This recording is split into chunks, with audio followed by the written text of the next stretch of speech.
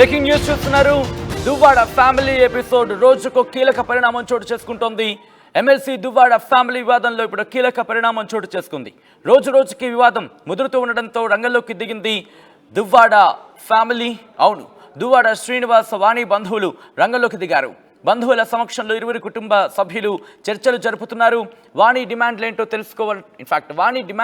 తెలుసుకుంటున్నారు కుటుంబ పెద్దలు. ఇక డిమాండ్లపై కుమార్తెలు తల్లిదండ్రులతో వాణి చర్చలు జరుపుతున్నట్టుగా తెలుస్తోంది. చర్చల ద్వారా వివాదానికి ముగింపు పలకాలని ఇరువురి కుటుంబ సభ్యులు సూచించినట్టుగా సమాచారం.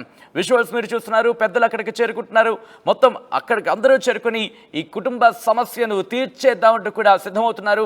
దువ్వాడ ఫ్యామిలీ వివాదంలో కీలక పరిణామం చోటు చేసుకుంటోంది. రోజు రోజుకి వివాదం ముదురుతూ ఉండడంతో రంగంలోకి దిగారు దువ్వాడ కుటుంబ సభ్యులు. దువ్వాడ శ్రీనివాస్ వాణి మధ్య చర్చలు జరిపేందుకు కుటుంబ పెద్దలు ఇప్పుడు రంగంలోకి దిగారు. బంధువుల సమక్షంలో ఇరువురు కుటుంబ సభ్యులు ఇప్పుడు చర్చలు జరుపుతున్నారు. ఈ రోజే ఆ డిమాండ్స్ కి సంబంధించి క్లారిటీ రావాలి. ఈ రోజుతోని ఆ ఇష్యూ తేలిపోవాలంటూ కూడా వాళ్ళిద్దరు కుటుంబాలు కూడా డిసైడ్ అయినట్టుగా తెలుస్తోంది. అప్డేట్స్ అందించేందుకు మా ప్రతినిధి నాయుడు సిద్ధంగా ఉన్నారు. నాయుడు, డిస్కషన్స్ ప్రారంభమయ్యాయి. డిమాండ్స్ ఏంటి ఇంతకీ వాణి నుంచి? ప్రస్తుతం చూస్తే కనుక 6 రోజులుగా రచ్చకెక్కినటువంటి ఎమ్మెల్సీ దువ్వాడ శ్రీనివాసరావు వివాదం మాత్రం ఒక కొలిక్కొచ్చే పరిణామాల దిశగా బంధువులు అందరూ కూడాను ఈరోజు ఇటు భార్య భర్తలతో చర్చిస్తున్నారు. ఈ రెండు ఫ్యామిలీలకు కూడాను చాలా పలుకుబడి అయిన వారు ఉన్నత ఉద్యోగాల్లో ఉన్నారు. డాక్టర్లు, లాయర్లు, వ్యాపారవేత్తలు చాలామంది ఉన్నారు. అటు సంపతరావు రాఘవరావు సోదరుడైనటువంటి ఆయన ఇద్దరు కుమారులు కూడాను ఈరోజు దువ్వాడ వాణి తరపున, అదేవిధంగా దానేటి శ్రీధర్ ప్రముఖ డాక్టర్ భార్య ఆమె కూడాను వాణి తరపున కూడాను చర్చల్లో పాల్గొనుంది. దువ్వాడ శ్రీని తరపు నుంచి కేవలం ఒకే ఒక్క వ్యక్తి, ఆయన సోదరుడైనటువంటి బాబా అంటే శ్రీధర్ ఈరోజు కీలక పాత్ర పోషిస్తున్నారు. ఆయన సమక్షంలో కనుక డిమాండ్లు ఏవైతే వానికి కావాలో ఆ డిమాండ్లు అన్నీ కూడాను కాగితం మీద రాసిచ్చినట్టయితే ఆ డిమాండ్లో తనకు అనుకూలంగా ఉంటే ప్రతిదానికి కూడా నేను సిద్ధంగా ఉన్నాను. దువ్వాడ శ్రీనివాస్ కూడా తెల్లవారు ఆర్టీవీతో స్పష్టం చేశారు. తనకున్న యావదాస్తిని కూడాను భార్య పిల్లల మీద రాసేసి ఏదైతే టెక్కలి సమీపంలో కొత్తగా తాను నిర్మించుకుంటున్న ఇల్లు ఉందో అది నా స్వతార్జితం, నాకు నిలువు నీడలేనటువంటి పరిణామాలు చోటు చేసుకున్న నేపథ్యంలో నేను ఆ ఇంటిని కమర్షియల్గా కట్టాలని ఆలోచించాను. ఇందులో కూడాను ఎవరైతే నాకు ఏడాదిగా ఆశ్రయం ఇచ్చి తనతో పాటు కొనసాగిన మాదిరి ఉందో ఆమె కూడాను కొంత డబ్బులు వెచ్చించింది.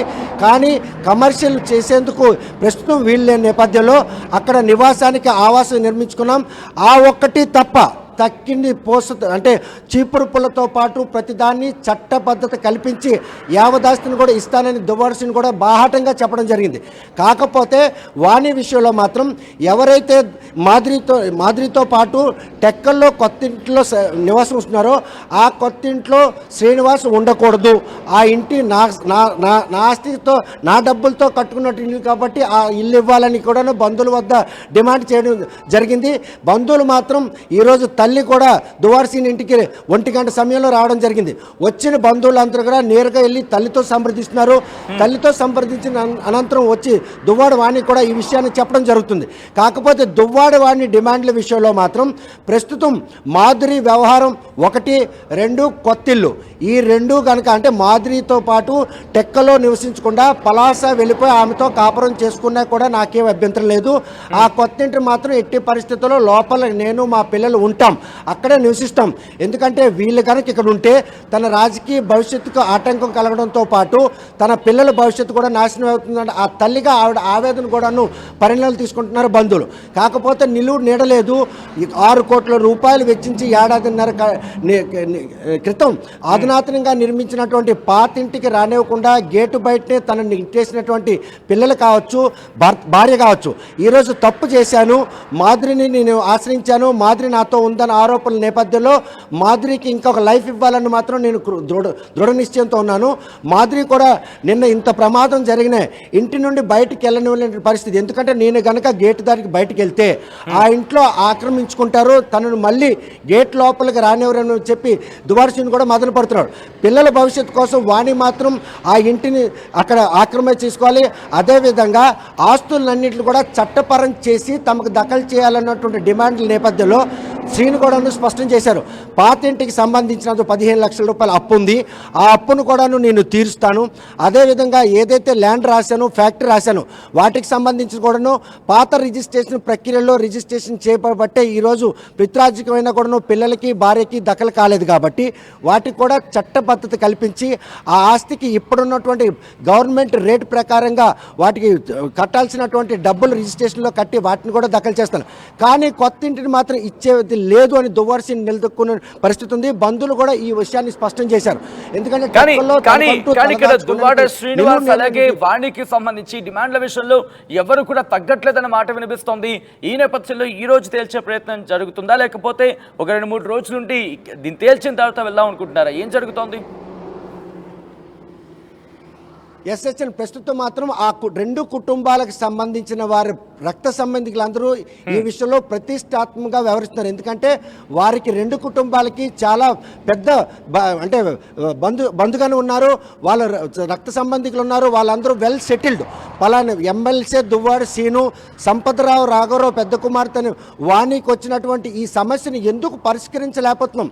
ఎవరికైనా సమస్య వస్తే తమ వద్దకు వచ్చి పరిష్కరించుకొని వెళ్ళిపోయి సుఖంగా కాపాడాలి చేసుకున్నటువంటి ఈ తరుణంలో వచ్చినటువంటి ఈ సమస్యను ఎలా పరిష్కరించాలని దిశగా అందరూ కూడా ఈరోజు సుదీర ప్రాంతాల నుండి వచ్చి అటు తల్లిని అంటే దువ్వాడ శ్రీనివాసన్ తల్లిని సంప్రదిస్తున్నారు, వాణి తండ్రి అయినటువంటి సంపతరావు రాఘవరావు ఆమె భార్యను కూడా సంప్రదిస్తున్నారు, రక్త సంబంధికులైనటువంటి దానేటి శ్రీధర్ భార్య కూడా అక్కడే ఉన్నారు. అందరూ కూడా ఎందుకంటే ఒకే ఇంట్లోన అంగట్లో ఉన్నటువంటి వాణి పిల్లలతో సంప్రదిస్తున్నారు, ఇంట్లో ఉన్నటువంటి దువ్వాడ శ్రీని తల్లిని కూడా నేరుగా వచ్చి తల్లి దగ్గరికి వెళ్ళి విషయాన్ని సంప్రదించి తెలుసుకుంటున్నారు. ఇక్కడికి వచ్చి ఆ విషయాన్ని చెప్పడం జరుగుతుంది. వీళ్ళు చెప్పిన మాటను కూడా వారు చెప్పడం జరుగుతుంది. కాకపోతే ఏకాభిప్రాయం మాత్రం ఇక్కడ కుదిరే పరిస్థితి లేదు. భవిష్యత్తును దృష్టిలో పెట్టుకొని అంటే పిల్లల భవిష్యత్తును దృష్టిలో పెట్టుకొని వాణి చేస్తున్నటువంటి ఆ ప్రయత్నంలో మాత్రం ఈరోజు టెక్కల్లో గనక దువ్వాడ శ్రీను మాధురిని పెట్టుకొని ఉంటే మాకు మాత్రం పరువు పోతుంది, నా పిల్లలకి సంబంధాలు రావు, పెద్ద కుమార్తెకు పెళ్లి చేశాను. ఎందుకంటే ఈ 6 రోజులుగా ఒకరిపై ఒకరు వ్యక్తిగత దూషణలు కూడా వెళ్ళడం జరిగింది. పెద్ద కుమార్తె వివాహేతర సంబంధం చేసుకుందనే ఆ సామాజిక వర్గాన్ని కూడాను దువ్వాడ శ్రీను అంటే తల్లి నిందించింది. ఈ విషయాన్ని కూడా పరిణామాలు తీసుకున్నటువంటి దువ్వాడ వాణి మాత్రం ఎట్టి పరిస్థితుల్లో ఈ వ్యవహారం పడాలంటే మాత్రం చర్చలు ఫలించాలంటే ఆ కొత్త ఇంటిని తనకు దఖలు చేయాలి. అదేవిధంగా దువ్వాడ శ్రీనివాస్ టెక్కలు విడిచి మాధురితో పాటు వేరే చోటైనా కూడా కాపురం పెట్టుకోవాలి. కాకపోతే దువ్వాడ శ్రీనివాస్ కూడాను ఈ విషయంలో న్యాయపరమైనటువంటి ఆటంకాలను ఎవరైనా ఆలోచించుకుంటూ న్యాయాన్ని కూడా ఆశ్రయించారు. నేడో రేపో కోర్టు నుండి కూడా వారికి నోటీసులు వచ్చే పరిస్థితి. కోర్టు కనుక నోటీసులు వస్తే ఎవరి ఆస్తులు ఏంటి, ఈ విడాకుల ప్రక్రియ ఒక పక్క కొనసాగుతుంది. భార్యకి విడాకులు ఇవ్వడానికి సిద్ధమవుతున్నటువంటి ఎమ్మెల్సీ దువ్వాడ శ్రీనివాస్ కోర్టు ద్వారా విడాకులు తెచ్చుకొని ఆమెను విడిచిపెట్టి మాధురిని మాత్రం చట్టబద్ధత కల్పించాలని చూస్తారు. మరి ఇలా జరిగితే కనుక మాధురి ఈ విషయంలో ఆస్తులు దఖలు చేయడం విషయంలో ఎక్కడైనా ఆటంకం కలుగుతుందన్నటువంటి అనుమానాలు కూడా దువ్వాడ శ్రీనివాస్ సుస్పష్టం చేశారు. ఎందుకంటే ఏమీ లేదు నా దగ్గర, ఈ ఇల్లు తప్ప ఇంకేమీ లేని నేపథ్యంలో ఏమీ లేని నన్ను ఆశ్రయిస్తున్నట్టు మాధురి నా నుంచి ఏమి ఎక్స్పెక్ట్ చేస్తుంది? ఆర్థిక పరిపుష్టి ఉంది ఆమెకి, అదేవిధంగా తన ప్రాణం అంటే తన అభ్యంతరంలో ఉండి తను కాపాడింది. ఈరోజు తనకి ఇంత కష్టం వచ్చినా కూడా నేను వెళ్ళే పరిస్థితి లేదు. కాబట్టి ప్రస్తుతం ఈ చర్చలు సఫలం దిశగా ప్రయత్నాలు సాగిస్తున్నప్పుడు కూడా తన పిల్లల భవిష్యత్తు దృష్ట్యా ఎట్టి పరిస్థితుల్లో శ్రీనివాసుని కానీ అదేవిధంగా మాధురిని కానీ టెక్కలు విడిచి వెళ్ళాలని ప్రధాన డిమాండ్. మరోవైపు తన స్వదార్జనతో కట్టుకున్నటువంటి ఆ ఇంటిని మాత్రం తనకు దఖలు చేయాలని, కానీ ఆ ఇంటి నిర్మాణానికి మాత్రం తన భూమిని అమ్మి ఈరోజు ఆ డబ్బులతో కట్టుకున్నారు వాణి ఆరోపిస్తున్నారు. మరి ఇవన్నీ విన్నటువంటి ఇరు కుటుంబాలకు సంబంధించిన సభ్యులు కూడాను ఏ విధమైనటువంటి నిర్ణయాన్ని తీసుకుంటారో ఇరువురికి సమ్మతంగా ఈ నిర్ణయాన్ని చెప్పి వారిని సద్దుమణిగించి సమస్య అంటే పరిష్కారం దిశగా మార్గాలను వెతుకుకోవడానికి మాత్రం ఇంకా టైం పట్టినట్టయితే మనకు అనిపిస్తుంది. ఎందుకంటే వచ్చిన వారంతా కూడా కూర్చోబెట్టి మాట్లాడే అవకాశం అక్కడ కనిపిస్తుందా, లేకపోతే వేరువేరుగా డిస్కషన్స్ జరిగిన తర్వాత అప్పుడు ఆ డిమాండ్లకు ఓకే అనుకున్న తర్వాత ఇద్దరిని ఒక చోట కూర్చోబెట్టి ఈ సమస్య పరిష్కారం తీసుకొచ్చే ప్రయత్నం చేస్తున్నారా? అంటే ఇంకా ఎంతసేపు పట్టచ్చు? దీనికి సంబంధించి కుటుంబ సభ్యులు ఏమంటున్నారు? ఎదురెదురుగా దువ్వాడ శ్రీనుని అదేవిధంగా వాణిని పెడితే వివాదాలు ఇంకా తారాస్థాయికి చేరుకుంటాయనే భయం 2 కుటుంబ సభ్యుల్లో కూడా నెలకొనుంది. ఎందుకంటే దువ్వాడ వాణి మాటలకి ఎవరు కూడాను ఎదురు చెప్పరు. ఆ ఎదురు చెప్పని క్రమంలో తన బాధను కూడా ఆమె వెలబుచ్చుకుంటుంది. ఎందుకంటే ఇద్దరు ఆడపిల్లలు ఉన్నారు, వారు తన దగ్గరే ఉంటారు. పెద్ద కుమార్తె అత్తయ్య వారింటికి సంబంధించినటువంటి వారి మీద కూడా ఆరోపణలు చేశారు. ఇవన్నీ కూడా నేను భరించాలంటే వారు నా కళ్ళ ముందు ఉండకూడదు, టెక్కల్లో ఉండకూడదు. అందుకని ఎదురెదురు పెట్టకుండా ఇంట్లో ఉంటున్నాడు. అంటే 6 రోజులుగా ఇంట్లో దువ్వాడ శ్రీను దగ్గర తల్లి ఉంది. బంధువులందరూ కూడా నేరుగొచ్చి తల్లిని శ్రీనివాసుని కలిసిన తర్వాత వాణి దగ్గరికి వెళ్తున్నారు.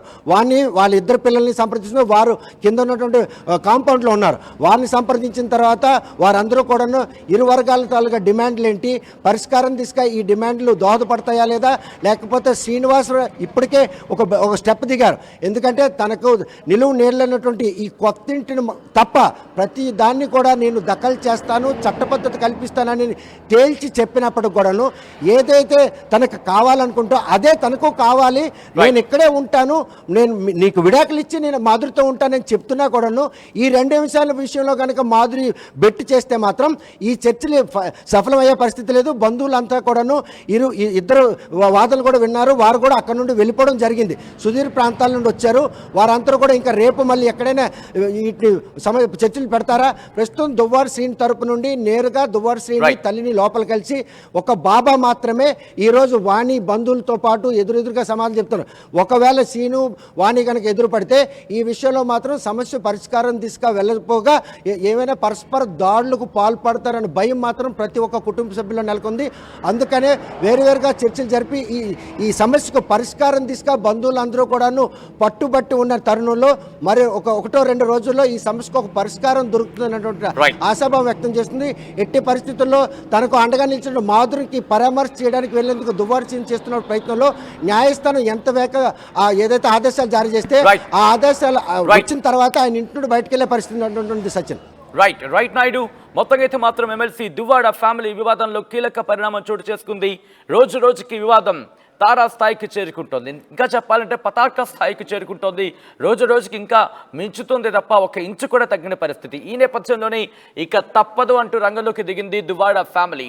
ఇటు దువ్వాడ శ్రీనివాస్ అలాగే దువ్వాడ వాణి బంధువులు రంగంలోకి దిగారు. ఇరు కుటుంబాలకు సంబంధించి బంధువుల సమక్షంలో ఇరువురి కుటుంబ సభ్యులు చర్చలు జరుపుతున్నారు. వాణి డిమాండ్లు ఏంటో తెలుసుకుంటున్నారు కుటుంబ పెద్దలు. ఇక డిమాండ్లపై కుమార్తెలు తల్లిదండ్రులతో వాణి చర్చలు జరుపుతున్నారు. చర్చల ద్వారా వివాదానికి ముగింపు పలకాలని ఇరువురు కుటుంబ సభ్యులు సూచిస్తున్నారు.